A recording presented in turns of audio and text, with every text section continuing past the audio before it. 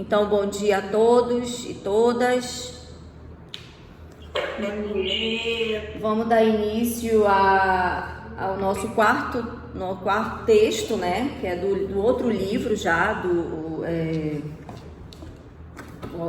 vou mostrar aqui, Inclusão, um guia para educadores, de Steinbeck, capítulo 1, mas para nós é o quarto texto, né? Vocês leram? Falei que hoje eu iria escolher alguns alunos para falar, né, os tópicos do texto. Mas antes de começar os tópicos do texto, eu vou fazer algumas observações aqui sobre os trabalhos de resenha de vocês, tá? O trabalho que foi precisa sim dar esse feedback, né? Porque é na sala de aula que a gente aprende, não é? Se eu deixar passar algumas coisas, vocês talvez tenham dificuldades nos próximos trabalhos que poderiam ser solucionados agora nesse. Então, de modo geral, todo mundo conseguiu fazer uma análise, conseguiu fazer uma analogia entre a proposta do vídeo e a conexão com o que nós estamos estudando. Conseguiram citar as declarações, conseguiram fazer a localização de qual declaração melhor se aplica, né, ali no texto, se aplica melhor naquela situação. Conseguiram fazer conexão entre a imagem entre a proposta apresentada no vídeo, da presença daquele garotinho diferente, né, que estava ali colocado como o diferente ali no vídeo, com a situação daquela padronização da fábrica, e alguns trouxeram bem descrito isso, alguns trouxeram bem marcado no texto mesmo, escreveram a padronização da educação, né? Algumas pessoas colocaram muito pontual, eu achei bem legal isso. Colocaram a situação de perceber a educação como ainda apresentando um molde padronizado que exclui aqueles que são diferentes, né, que fizeram a uniformização do sistema educativo. Wesley trouxe esse termo, a uniformização do sistema educativo, né? E isso é um aspecto muito importante, gente, porque quando a gente pede para vocês fazerem uma análise, é importante que vocês consigam transcender aquilo, né, que os seus olhos estão vendo, e buscar as referências que vocês têm, né? Além das referências que são dadas aqui na sala de aula, na atual disciplina, vocês já vêm de outras disciplinas que já discutem, né, questões que nós estamos discutindo aqui. Então é interessante ver como alguns alunos resgatam conteúdo que foram dados em outras disciplinas e colocam no trabalho. Isso mostra que o aluno está conseguindo guardar os conteúdos, está conseguindo se localizar nesses conteúdos e trazer para as suas produções atuais, né?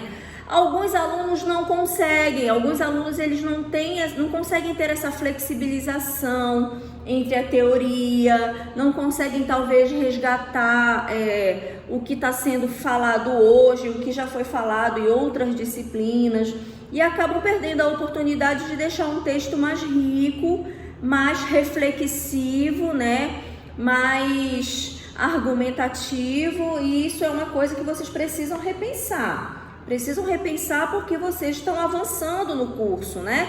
E daqui para frente, gente, é necessário que vocês tenham essa competência e tenham competências e habilidades para escrever reflexivamente, tá? É importante que vocês se atentem a isso, tá? Por exemplo, eu quero destacar aqui como um texto que eu considerei excepcional, que eu considerei perfeito, e que eu vou disponibilizar depois para o grupo, vou colocar, se as autoras permitirem, para que vocês possam ver como deveria ser construída uma proposta que eu achei que foi bem construída dentro daquele limite de linhas que eu que eu sinalizei para vocês, né? Uns não conseguiram frear quando chegaram na 30ª linha, avançaram, né? Avançaram no texto, construíram um texto maior, e isso é importante que vocês se atentem a isso. Se o professor pede um número X de linhas, tentar, né, atender a esse critério, porque, por exemplo, se vocês forem fazer, quem desejar fazer concurso público para professor da universidade, vocês têm que ter essa competência de estar seguindo ali os parâmetros que estão sendo ofertados no concurso, tá? Mas, por exemplo, eu quero citar aqui o texto da Gleice Kelly. Foi um texto muito bom, um texto, na minha concepção, perfeito, né? Onde ela usa uma palavra que eu achei que ela brincou com a palavra muito claramente, muito perfeitamente, onde ela diz assim: o menino não se encaixa, fazendo paralelo entre a caixa e a palavra encaixar dentro dessa proposta educacional que está sendo discutido, que está sendo colocado, né? Então ela faz, depois quando vocês lerem o texto, vocês vão ver como ela usa a palavra encaixar de uma maneira bem coesa e coerente com a proposta do texto, tá? O trabalho da Adeline, ela traz uma reflexão e ela faz um enxerto, um paralelo, né? Ela traz uma obra e ela cita essa obra, que a gente não discutiu essa obra na nossa aula, mas ela traz, né, o Charlie Chaplin como fazendo uma analogia daquele filme O Garoto, né, da Adeline. Adeline tá aí? Ela tava, acho que ela saiu. E aí ela faz essa analogia e ficou muito legal a reflexão dela em torno desse trabalho. A Flaviane também trouxe um texto muito bom, onde ela faz, onde ela destaca, né, a Declaração da Guatemala, e ela faz uma reflexão. Todos citam as declarações, mas alguns conseguem fazer uma reflexão mais profunda sobre as declarações que foram citadas, né? Deixa eu ver quem mais aqui.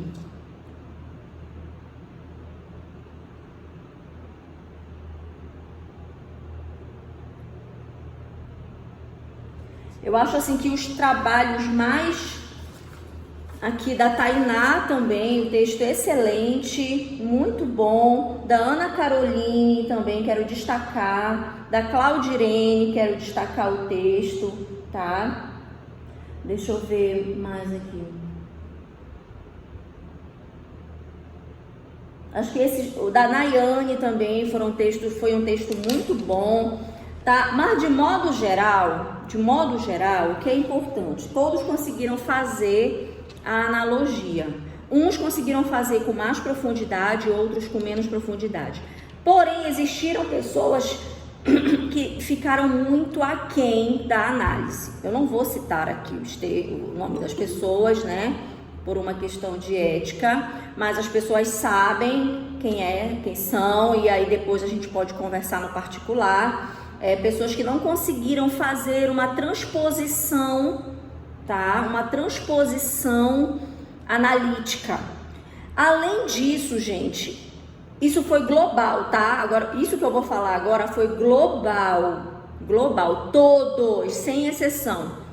Todos os textos com problema de ortografia, todos os textos com problema de formatação, todos os textos, né, a grande maioria com problema de coesão e coerência. E para estas pessoas eu dei o feedback que você pode até ter uma boa argumentação, mas se você não consegue transpor isso para o texto de modo correto, isso vai prejudicar o entendimento do leitor. Então, por mais que você tenha o conteúdo, se tu não sabes escrever corretamente, isso vai prejudicar o teu texto. E vocês são pedagogos em formação, gente, não pode escrever errado. São acadêmicos. Então eu tenho que chamar a atenção de vocês para isso,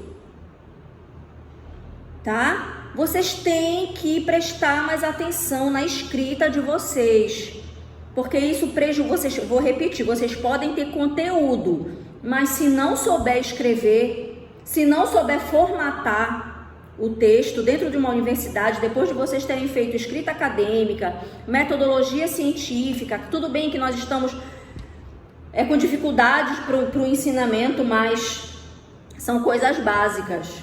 Não sabe como apresentar o texto, não sabe como apresentar o texto para o professor, escreve texto sem cabeçalho, escreve texto sem identificação, eu só soube porque chegou o e-mail e eu sabia de quem era, sabe? Às vezes parece que é aluno do ensino médio. E isso dentro da universidade, no curso de pedagogia. Não posso deixar passar isso. Então, estou chamando a atenção para que vocês tenham cuidado na escrita acadêmica, tá? Tenham cuidado na escrita acadêmica. Isso não pode perpetuar, tá? Daqui para frente, vocês têm que procurar melhorar nesse aspecto, tá, gente? Outra questão agora relacionada ao conteúdo do texto. Algumas pessoas fizeram algumas afirmações perigosas sobre o garotinho, tá? Sobre o garotinho. Uma pessoa afirmou que o garotinho tinha autismo. Outras pessoas afirmaram que ele tinha alguma deficiência, alguma dificuldade de aprendizagem. Essas inferências, elas são perigosas porque não está claro no texto isso. O que está mostrando, não está claro no vídeo. O que está mostrando ali é que ele era um garoto diferente do grupo, que ele era um garoto diferente, mas não necessariamente com deficiência. Certo? E algumas pessoas afirmaram que ele tinha deficiência. Afirmaram, não colocaram nem parecia que tinha uma deficiência. Afirmaram, e isso acaba sendo perigoso porque não é o que o texto, não é o que o vídeo mostra. Mostra um garoto diferente do grupo, mostra um garoto que está sendo comparado, a analogia que se faz, a uniformização da escola, a padronização da escola, robotização, naquele processo de fabricação de pessoas para o mercado de trabalho, aqueles que não se encaixam, como a Gleice Kelly colocou aqui, aqueles que não se encaixam são excluídos da sociedade, O que poderá acontecer com aquele garoto que não se inclui no padrão ali? Ele acaba, como alguns colocaram, foram excluídos, tá? Alguns conseguiram fazer bem pontualmente isso, ok? Mas vocês precisam fazer uma transposição, algumas pessoas precisam fazer uma transposição melhor das ideias. Eu vejo que tem pessoas que precisam melhorar mais nesse aspecto, tá? E eu preciso aproveitar essa oportunidade para dar esse feedback para vocês, tá bom? Alguém quer colocar alguma coisa, quer falar alguma coisa sobre isso que eu falei? Ou a gente pode encerrar e já passar para o texto?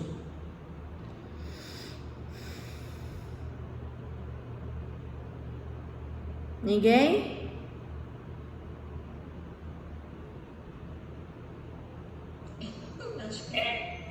Só obrigada, professor, por falar. É importante mesmo para a gente melhorar. Ok, então. Então vamos lá para o texto Fundamentos do Ensino Inclusivo, que é um texto... Oi? A Rosane mandou a mensagem. Rosane?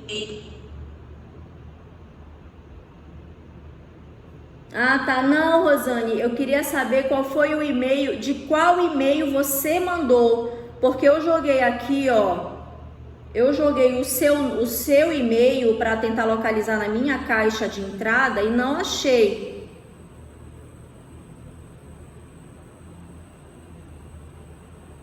Deixa eu ver aqui. Ó, vocês estão vendo meu e-mail?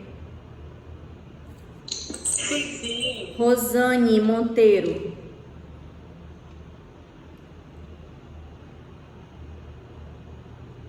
Não, é Rosane Nana. Hã? Ei, professora, mas eu trabalho com... meu e-mail é Rosane Nana. E esse aqui, Rosane? E esse aqui, ó? O último que eu recebi teu foi o da... Tá ali, Rosane Nana. É porque o Ó. nome que aparece no e-mail é o nome completo. O último trabalho que eu recebi foi esse aqui, ó. Esse foi o último trabalho que eu recebi teu, Rosane. Eu não recebi esse da resenha, tá vendo? Ó, rosanenana88@gmail. Entendeu? Sim, esse é o meu. Só que minha irmã acho que já enviou para alguma professora, porque aqui estava ruim, aqui, faltando energia. Isso é a internet. Então, mas esse da resenha eu não recebi. O último que eu recebi seu, que foi o primeiro trabalho de vocês, esse aqui dia 1º de junho, ó. O da resenha, a crítica, eu não recebi, tá vendo? Ó. O da resenha eu estava olhando aqui nos enviados, eu também não achei em rascunho. Então você acha que você enviou e não enviou. Entendeu? Ficou em rascunho, agora eu não sei como enviar. Envia de novo, tá no teu e-mail? Tá no teu computador? Envia de novo a tua tarefa. Eu vou receber, tá? Tá bom. Ok? Certo, gente? Então, olha só. Então, quando eu receber aqui o teu trabalho, eu escrevo o teu nome aqui na lista de recebidos, tá, Rosane? Bom, esse texto, Fundamentos do Ensino Inclusivo, dos autores do livro, e mais com a colaboração do Karagiannis, que é um autor que a gente encontra muita referência dele dentro da educação especial e educação inclusiva. Esse texto, ele traz por título Fundamentos do Ensino Inclusivo.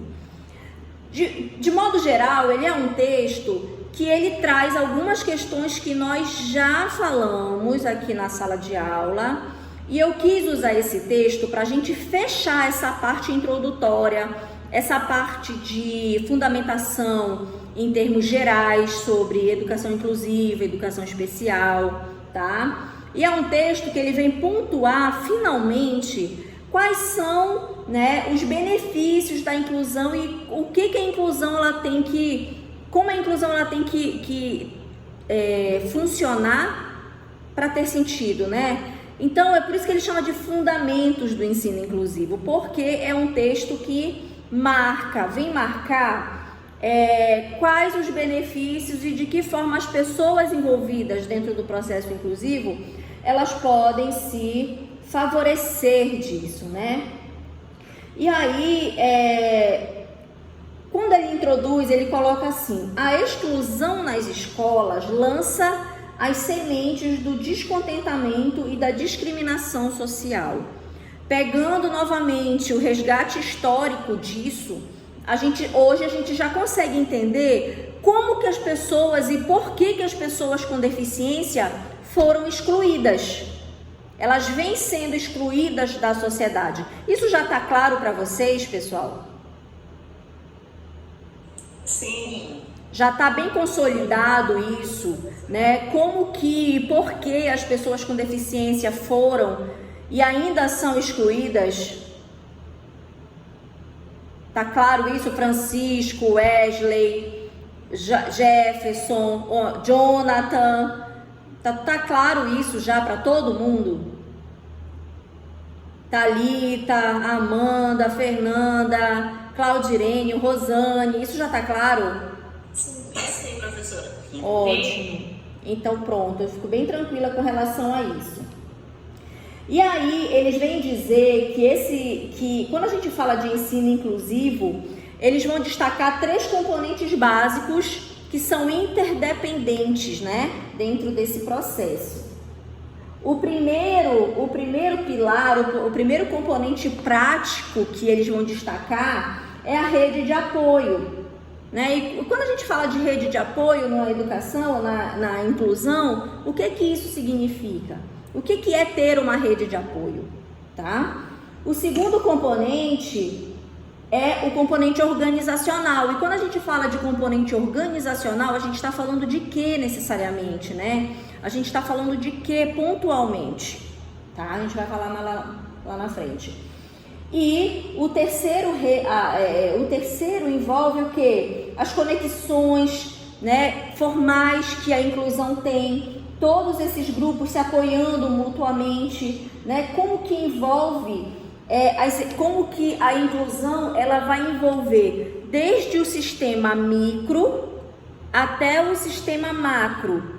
Mas quando a gente fala nesse componente, a gente costuma entender a inclusão vindo do macro para o micro. E quando eu falo do macro, gente, eu estou falando do que necessariamente? Quando a gente fala do macro, de um sistema mais macro, de um sistema mais amplo, a gente está falando de quê quando a gente fala de educação inclusiva? De que é que nós estamos falando, né? Nós estamos falando da sociedade, a gente está falando das leis, a gente está falando das regras, a gente está falando das legislações, a gente está falando dos paradigmas sociais que envolvem a educação inclusiva, que envolviam a educação especial e que hoje envolvem a educação inclusiva. A gente está falando de sistemas que são extremamente maiores e que acabam refletindo nos sistemas micro. E quando a gente fala no sistema micro, a gente está falando das escolas. Primeiro a gente está falando das casas, das residências, dos lares, que antigamente os lares, né, eles eram autorizados a esconder e a excluir as pessoas com deficiência. Com o passar do tempo, as famílias pararam de fazer isso, pararam de praticar esses tipos de ações e começaram a permitir que os seus indivíduos com deficiência vivessem e perpetuassem e estivessem, muito embora escondidos dentro de casa ou dentro das instituições de ensino especial, né? Então, quando a gente fala do sistema macro vindo para o sistema micro, a gente está falando dessa questão, dessa rede de apoio, a gente está falando desses sistemas, a gente está falando, né, de todo esse processo que envolve a inclusão. A gente vai estar falando dos indivíduos propriamente dito, né? Nas próximas aulas a gente vai falar das deficiências propriamente ditas, né? Então, por exemplo, no próximo texto, né, a gente vai falar das deficiências múltiplas. Eu quis pegar logo a deficiência múltipla porque ela é uma deficiência bem complexa, que não é muito visto, não é muito estudado, né? Diferentemente das outras deficiências que se estuda muito e que se tem muito material produzido, de fácil, né, de encontrar facilmente, né, como a surdez, a cegueira, a deficiência intelectual, mas não tem muita coisa produzida sobre deficiências múltiplas, né? Então, ou surdo-cegueira. E aí a gente vai falar no próximo texto, que eu gostaria que você já, depois dessa aula, o próximo texto é sobre surdo-cegueira, que vocês já se deparassem sobre isso. Então a gente vai falar dos indivíduos em si, quais são os recursos que esses indivíduos têm quando falamos de incluí-los dentro, né, das escolas, de permitir com que eles estejam matriculados e frequentando a sala de aula regular, que é o que prevê a lei hoje, como que tanto os indivíduos como as escolas, os sistemas escolares, as organizações educacionais, elas podem se corresponder nesse processo.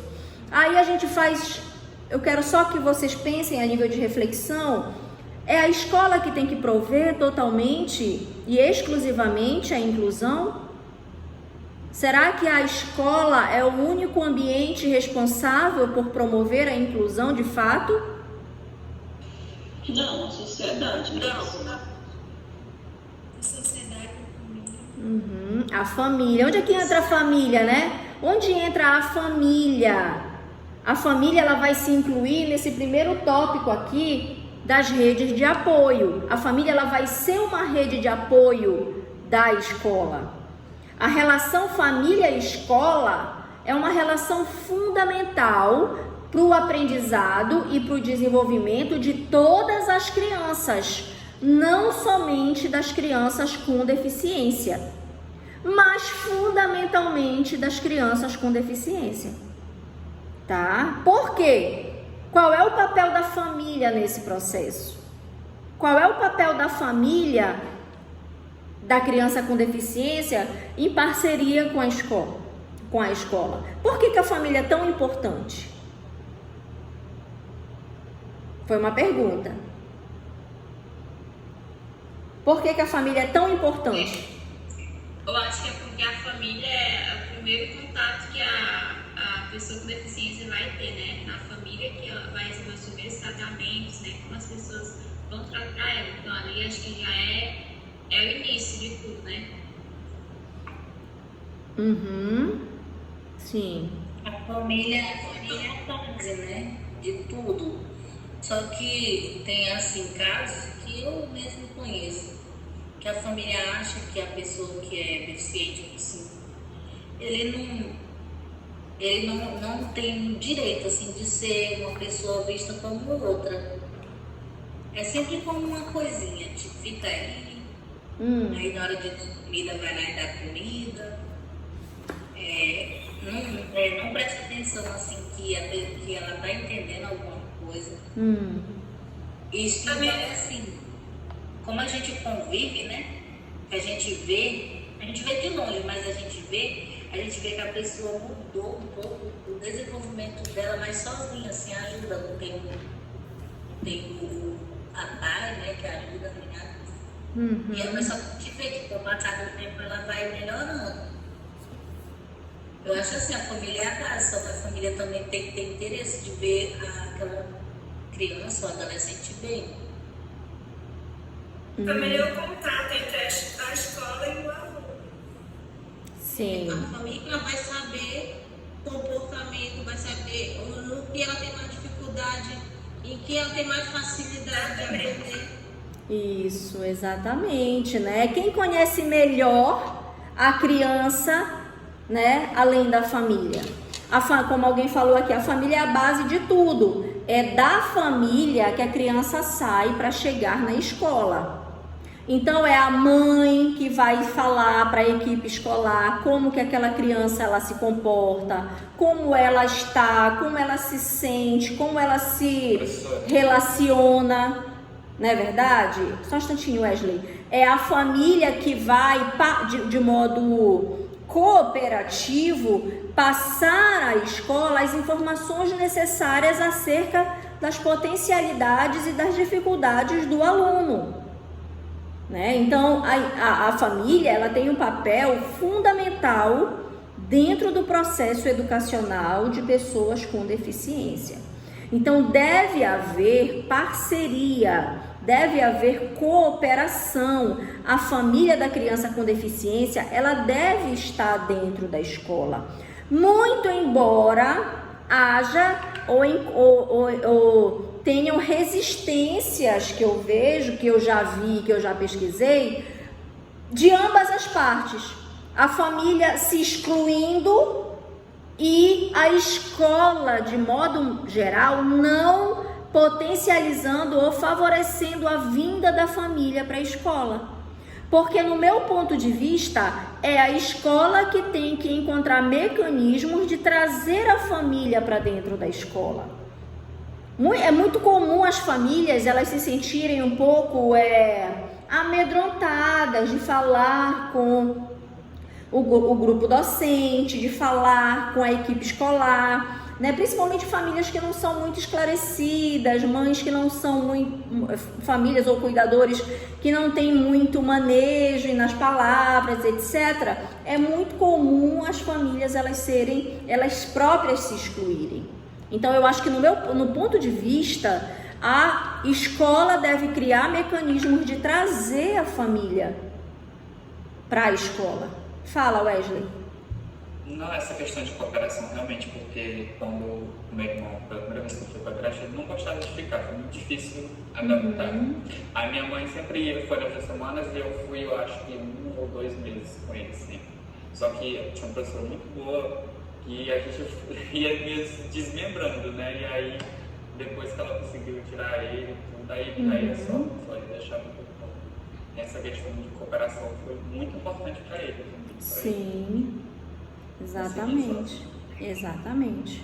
Exatamente. Eu recordo de uma professora que eu entrevistei quando eu estava fazendo o mestrado, que ela tinha uma aluna com baixa visão na sala. E aí eu fiz essa pergunta: como é que você faz? A mãe dessa garota, ela era analfabeta, né? Ela não era alfabetizada. E aí, geralmente, como é que a escola chama? Manda o quê? Recado na agenda, né? Por favor, compareça à escola, etc, etc, etc. Geralmente é assim que acontece, né? Pelo menos o meu filho era assim. Quando eu era chamada na escola, vinha o recadinho na agenda para eu comparecer, né? Então, quando vinha, eu ia. E aí, como ter essa comunicação família e escola se o cuidador ou a cuidadora não é alfabetizada? O que é que ela fazia, né? Ela, em um primeiro contato que ela teve com essa mãe, ela vendo que a mãe não estava alfabetizada ou não era alfabetizada, ela ensinou para a mãe a seguinte forma: mãezinha, eu vou pegar aqui, né? Vamos imaginar que aqui é uma caneta Bic azul e uma caneta Bic vermelha. Ela disse assim: mãezinha, toda vez que você ver esta cor escrita na agenda do seu filho, significa que é para você vir até a escola.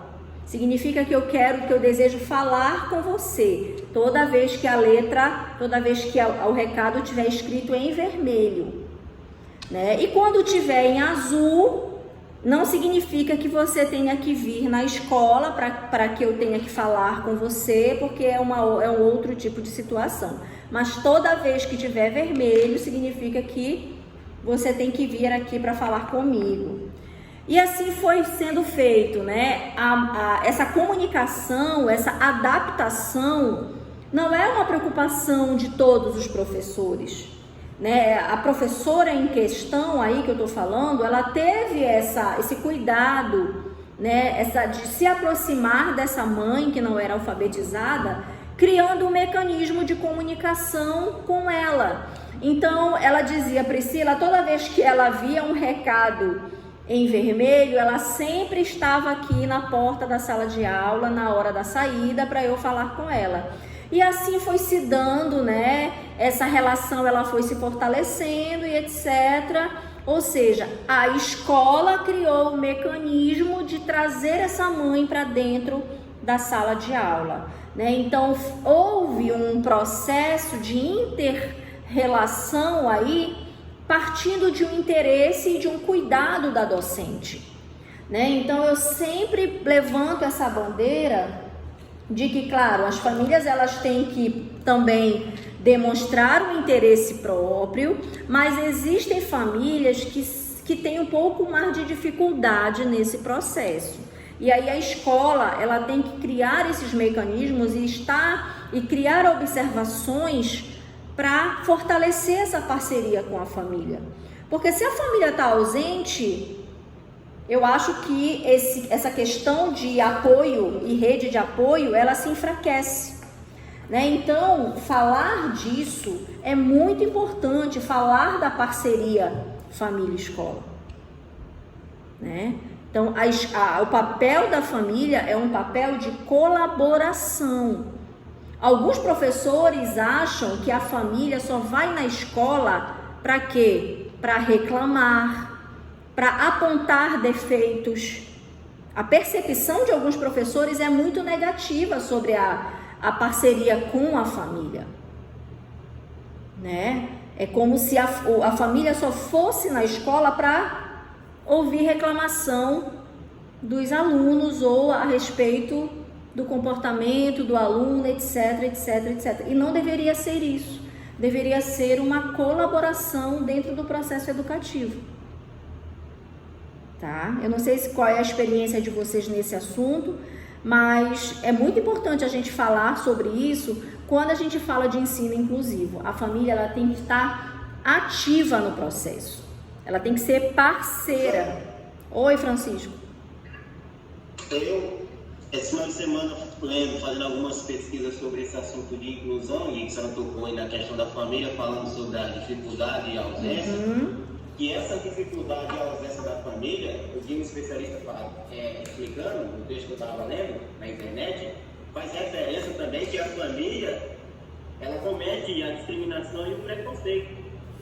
E a família, o preconceito e a discriminação, que é uma das barreiras, é um dos desafios da escola. E que a família chega na escola que existe um aluno deficiente, que não é da família dele, que o filho dele é especial, aí ele fala para a escola que não vai matricular o filho dele, que vai tirar o filho dele da escola.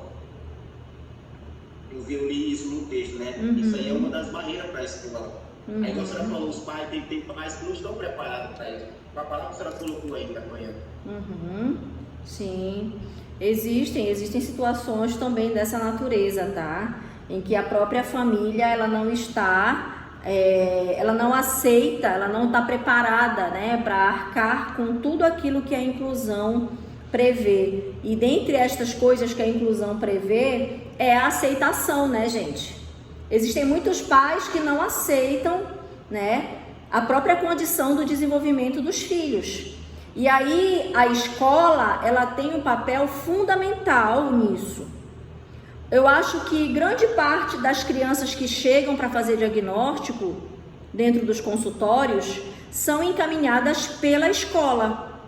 Então é na escola que muitas deficiências são mostradas pela primeira vez. É na escola, quando a criança vai para a escola, que as diferenças começam a aparecer, quando elas existem. Porque você vai ter uma criança dentro de um grupo de outras crianças, onde estas outras crianças, elas vão servir de quê, gente? De parâmetro entre um comportamento e um desenvolvimento típico e um desenvolvimento atípico. Tá? Um desenvolvimento atípico é quando que pode acontecer alguma deficiência ou pode ter alguma deficiência presente ali. Então, os professores, tá? Muitas vezes são eles que mostram para a família que o filho está ou apresenta alguma deficiência. Então, os professores, eles têm que desenvolver um olho clínico, muitas vezes, e estar apto para essa conversa, né? Primeiro que o professor na sala, imagina que vocês, professores, estão ali e cada um tem a sua sala de aula e vocês acham que o Joãozinho, ele não está conseguindo aprender igual às outras crianças, né? Isso já vai chamar a atenção de vocês enquanto professores. Nessa situação, o que é que vocês têm que fazer? Qual é o procedimento padrão, gente? E na coordenação? Passar na coordenação, né? Passar para a coordenadora pedagógica, ou para a pedagoga, ou para a psicóloga, né? E aí vocês implementarem uma rede de comunicação. Vocês não vão falar diretamente com a família, mas vocês comunicam a coordenação da escola e a coordenação da escola toma providências para o encaminhamento correto, que nesse caso a escola vai comunicar à família sobre o que é que possivelmente pode estar acontecendo e a família vai ser encaminhada para os especialistas para fazerem a investigação sobre o que pode estar acontecendo. Esse é o procedimento padrão, tá? Quando vocês estiverem lá na sala de aula, ou como professores, ou estiverem nas escolas, vocês, enquanto equipe técnica, pedagogos, tem que haver uma comunicação interna para haver essa comunicação com a família. Esse é o procedimento padrão. Dificilmente uma professora vai falar diretamente com a família, tá? Sem passar pela coordenação da escola. Isso não é o comportamento padrão, tá? Ok? Quando chega nos pais, já passou pela coordenação, já passou pela equipe técnica, já passou pelos profissionais responsáveis dentro desse processo, tá, gente? Bom, avançando aqui no texto, eu gostaria de ter a colaboração de algumas pessoas para explicar aqui tópicos importantes. Por exemplo, nesse primeiro tópico aqui, ó, benefícios para todos os alunos, tá? Benefícios para todos os alunos. Eu vou perguntar voluntariamente quem gostaria de explicar, ou se não, eu posso apontar aqui alguém para falar sobre essas questões. Então, aqui dentro desse tópico, benefício dos alunos, nós temos atitudes positivas, ganhos nas habilidades acadêmicas e sociais, preparação para a vida na comunidade, evitando os efeitos prejudiciais da exclusão. Eu tenho 4 tópicos aqui que eu gostaria que 4 alunos falassem. Um vai falar da atitude positiva, do que é que está tratando isso, e assim sucessivamente, tá? Então, quem gostaria de falar sobre esse primeiro tópico? Benefícios para todos os alunos. Do que é que trata esse tópico aqui? Só não pode demorar muito, tá? O benefício para todos, né? Ele fala que na sala de aula, né, as crianças elas aprendem melhor interagindo com as outras crianças, elas desenvolvem suas habilidades e as outras também vai desenvolver a habilidade para incluir todos os outros alunos. Aí, os alunos parece que é Flitton, Van der Kolk, Sinclair e Tetlier. Eles falam sobre isso, né, do benefício para todos. Aí falam que os alunos de diferentes níveis de deficiência, eles aprendem mais em ambientes integrados. Ou seja, não vai ser lá na sala de educação especial, separado dos outros alunos, que eles vão aprender mais. Vai ser ali com outros alunos, que eles vão aprender melhor também com situações da vida, né? Experiências da vida, vão ter contato com outras culturas também, dos outros coleguinhas deles. Sim. Aí a atitude positiva, né? É que tem que ter a orientação e a direção por parte dos adultos nesses ambientes, que é para abrir a interação, a comunicação, que vai ajudar esse desenvolvimento dos alunos. Porque interagir uns com os outros é aquela interação aluno-aluno, aluno-professor.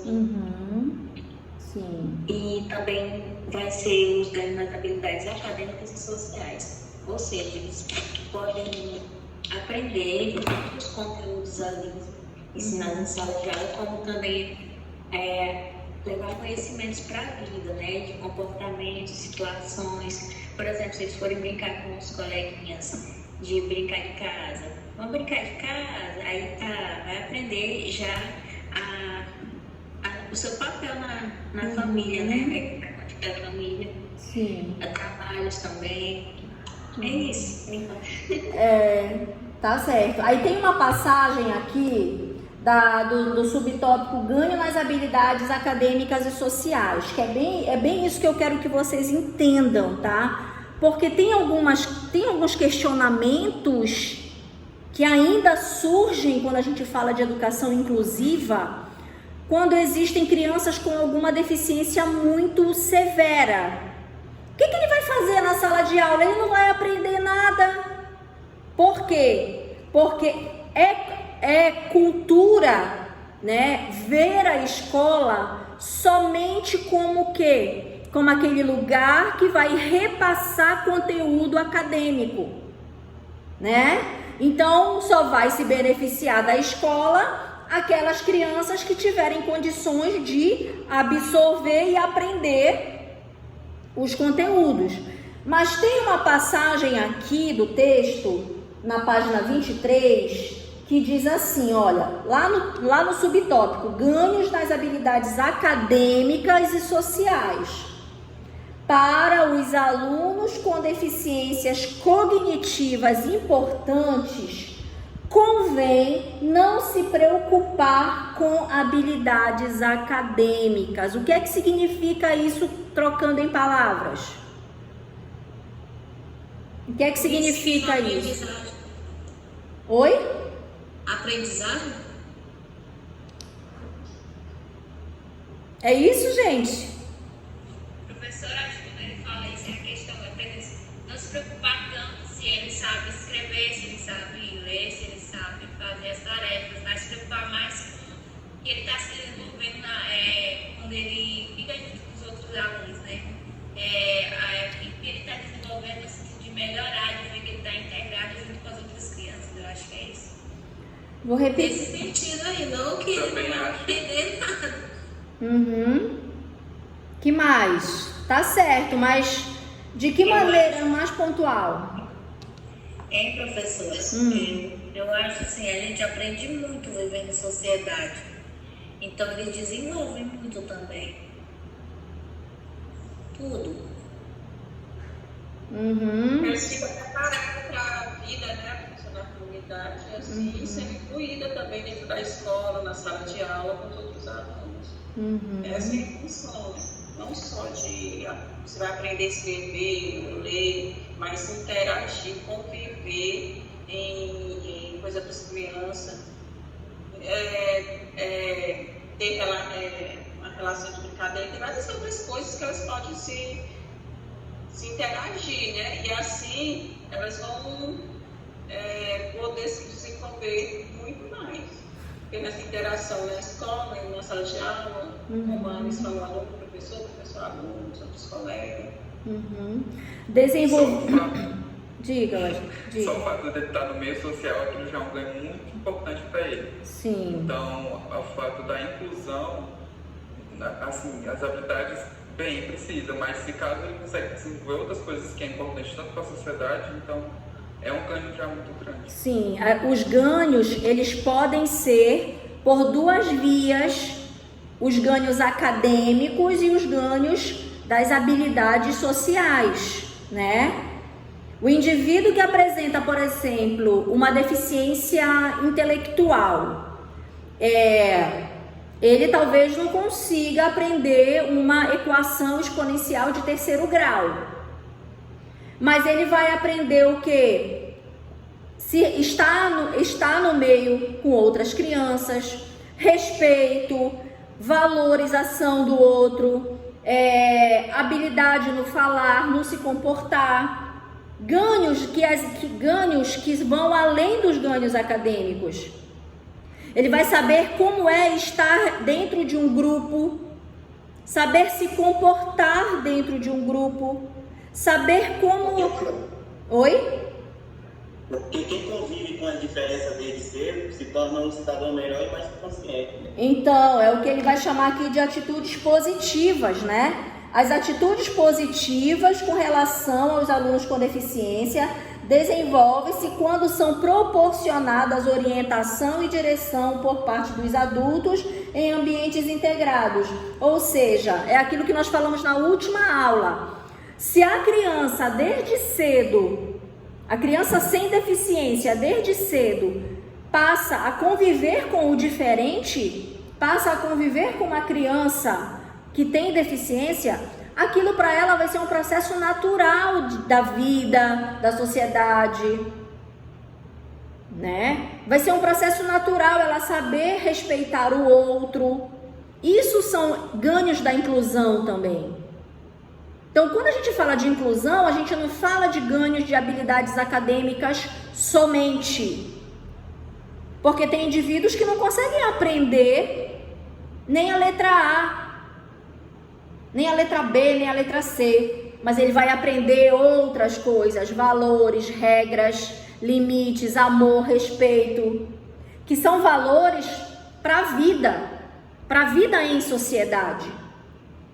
Ele pode não se tornar um profissional, um doutor, etc., mas ele vai ser um cidadão educado, ele vai ser um cidadão que vai saber se portar quando estiver no meio de outras pessoas.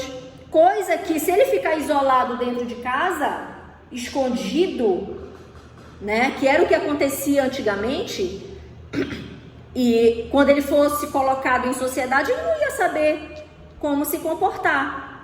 E aí, por exemplo, eu já falei para vocês do menino lá de Aveyron, né? Do menino Vitor de Aveyron, já falei para vocês? Sim. Foi a na última disciplina. disciplina. Exatamente. O que era o Vitor, gente? O Vitor era uma criança com deficiência que foi deixado no meio da mata, né? Foi abandonado e foi encontrado aos 12 anos de idade. Então o Vitor não tinha o quê? O que o Vitor não teve? Convívio social. Convívio social e habilidade social, que é isso aqui, ó, ganho nas habilidades acadêmicas e sociais. O Jean Ittar, né, que foi o precursor da educação especial e tal, quando leva ele, tira o Vitor da mata e leva ele lá para casa dele para tentar educar, para tentar, né, fazer com que ele desenvolvesse tais habilidades, o Vitor já tinha perdido o quê? Grande parte das suas competências cognitivas, sociais, porque não foi desde cedo estimulado. Então, ele teve o quê? Perdas. Ele não teve ganhos, porque ele foi abandonado, foi deixado no esquecimento. Então, por que a gente defende a intervenção precoce hoje? Hoje, por que a intervenção precoce é uma das questões mais colocadas dentro dos grupos terapêuticos, educacionais, quando a gente fala de educação inclusiva? Porque é na intervenção precoce e é pela intervenção precoce que nós vamos conseguir promover para a criança com deficiência melhores aquisições em todos os sentidos, né? Eu tenho um livro aqui, ó, que depois eu posso estar passando para vocês, ó, é esse aqui, Introdução à Intervenção Precoce no Desenvolvimento da Criança, com a família, na comunidade e na equipe, né, do professor Vitor Franco. O Vitor Franco é um autor, é um psicólogo português, e ele esteve na minha banca de defesa de doutorado. Olha, tem até a dedicatória dele aqui. E aí, ele defende muito isso, sobre a intervenção precoce. A intervenção precoce, quando a gente fala de intervenção precoce, a gente considera até 4 anos de idade. Olha só como evoluiu. Até 4 anos de idade, se uma deficiência ela é cuidada, ela é... Como é que eu posso dizer, gente? Faltou a palavra agora. Se ela é uma criança com deficiência, ela é estimulada, os resultados e os ganhos em todos os sentidos são fenomenais. A partir dos 5 anos, a criança que foi estimulada vai ter benefícios? Vai, mas não vai ser tanto quanto se começasse quando ela tinha 1 ano e meio e 2 anos, né? Então hoje, por exemplo, quanto mais cedo for o diagnóstico, mais se começa na intervenção precoce e melhores serão os benefícios. E hoje as crianças, elas estão indo muito cedo para a escola, não é verdade, gente? Elas estão indo de fralda, de pipo, gente. Elas estão indo para a escola. Os pais precisam trabalhar, levam as crianças para a escola, né? Então, na escola, e muitas vezes é pela escola que os pais são alertados sobre a presença de algumas diferenças no desenvolvimento dos filhos. Então, a escola tem um papel muito importante nesse processo. O que você falou, Francisco? Eu falei que os benefícios são geral, isso que você estava falando aí, que eu li também, sobre a intervenção precoce da criança aí desde cedo, e as crianças normais, entre aspas, elas vão aprender desde cedo também a respeitar a diferença, para quando estiver lá na fase adulta. Sim. E essa consciência que os pais tinham que ter, aqueles pais, entre aspas, também preconceituosos, não tem? Que nem eu hoje assisti nessa aula, acompanhando essa disciplina, né, nesse texto. Eu também conversei com meu filho, perguntando se ele tinha, quando ele estudava, crianças diferentes em relação a isso. Ele falou, sim, pai. Falando, vocês respeitam? Respeitamos. Então, a partir do momento que os pais têm essa consciência, esses ganhos que a senhora está falando, esses avanços, vai começar desde cedo. Essas mudanças, ainda tem muita coisa ainda para a gente superar, mas a gente está avançando nisso aí. Estamos avançando. Os desafios são grandes, mas nós estamos avançando e cada um de nós tem que fazer a sua parte. Cada um de nós que estamos tendo a oportunidade de conversar e refletir sobre essas questões, nós temos que fazer a nossa parte. né? Cada um fortalecendo essa discussão no seu ambiente familiar, na sua comunidade, no seu grupo. É importante, nós somos perpetuadores de quê? De formação, de opinião e etc. Nós que estamos dentro da universidade, para com aqueles que não estão dentro da universidade. Então, nós temos esse papel, né? Então, se você tem, olha, algumas pessoas aqui da sala de aula estão participando do grupo de pesquisa em educação especial. Tem o Wesley, tem a Nayane, né, Nayane? Não, a Claudirene, o Wesley, a Samantha, né? Então, as meninas e o Wesley estão participando do grupo que está discutindo isso. E aí é importante que haja essa perpetuação, né? Fora dos muros da universidade. Então, cada um tem um papel dentro desse processo.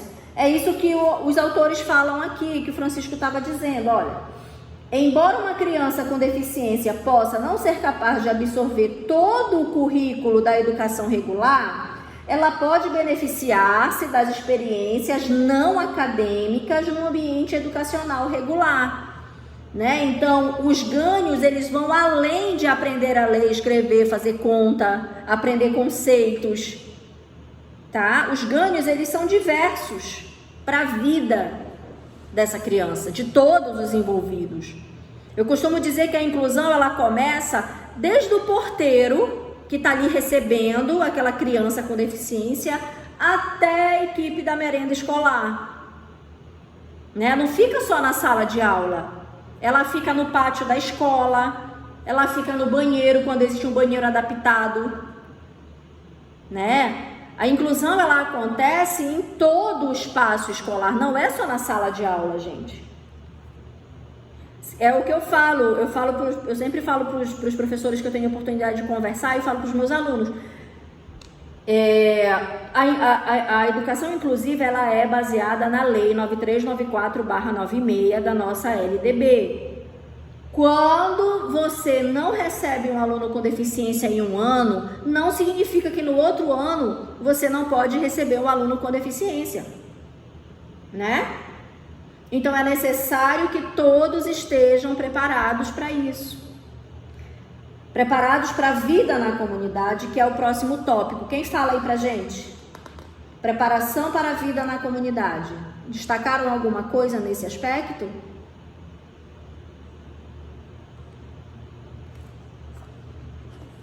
Que aí nesse tópico os pais sabem que a partir do momento que ele tem interação, o filho, ele cresce tanto na aprendizagem quanto na interação, porque eu tenho pelo meu irmão que é autista, né? Dentro de casa, ele é super agressivo, super. Não respeita, tipo, minha irmã e eu, quando a gente estava lá, a gente tinha muita dificuldade de comunicar com ele. Mas quando ele saía na rua, ele se transformava, era outro menino. Ele não agredia ninguém, ele respeitava, ele brincava, ele conversava, mas dentro de casa era outra pessoa. Sim. E isso a partir do momento que ele começou a interagir na escola, mesmo com todas as dificuldades, porque a mãe dele teve que entrar na justiça para a escola aceitar ele. Sim, olha só.